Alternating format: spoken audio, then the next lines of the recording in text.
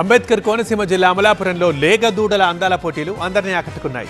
కల్తీ పాల భయం నుండి బయటపడేందుకు ప్రతి ఒక్కరూ ఇళ్లల్లో ఆవులు పెంచుకోవాలని ఎమ్మెల్యే ఆనందరావు ఈ సందర్భంగా పిలుపునిచ్చారు. అంబేద్కర్ కోనసీమ జిల్లా అమలాపురం రూరల్ మండలం సాకూరులో పశుసంవర్ధక శాఖ ఆధ్వర్యంలో లేగదూడల అందాల పోటీలు జరిగాయి. మండలంలోని వివిధ గ్రామాల పాడి రైతులు తమ లేగదూడలను అందాల పోటీల్లో ప్రదర్శించారు. ఈ ప్రదర్శనలో పలు రకాల జాతుల లేగదూడలు అందరినీ ఆకట్టుకున్నాయి. ఈ లేగదూడల ప్రదర్శనను అమలాపురం ఎమ్మెల్యే ఆనందరావు ప్రారంభించారు. పొంగనూరు, జెర్సీ, కపిల, దేశవాళీ ఆవులను అందంగా ముస్తాబు చేసి మరీ ప్రదర్శించారు పాడి రైతులు. ఈ ప్రదర్శనలో ముద్దుగా లేగదూడలను చూసి ఎమ్మెల్యే ఆనందరావు మురిసిపోయారు. లేగదూడల పోటీలు చూసేందుకు చుట్టుపక్కల గ్రామాల ప్రజలు పెద్ద ఎత్తున తరలివచ్చారు. ఈ అందాల పోటీల్లో ఆకట్టుకున్న లేగదూడలకు ఎమ్మెల్యే ఆనందరావు బహుమతులు అందజేశారు. ఈ సందర్భంగా కూటమి సర్కార్ పాడి రైతులకు కల్పిస్తున్న సౌకర్యాలను వినియోగించుకోవాలన్నారు ఎమ్మెల్యే ఆనందరావు. ప్రతి ఇంట్లో గోవును పెంచుకొని శ్రేష్టమైన పాలు తాగి కల్తీ పాలన నుండి రక్షించుకోవాలన్నారు.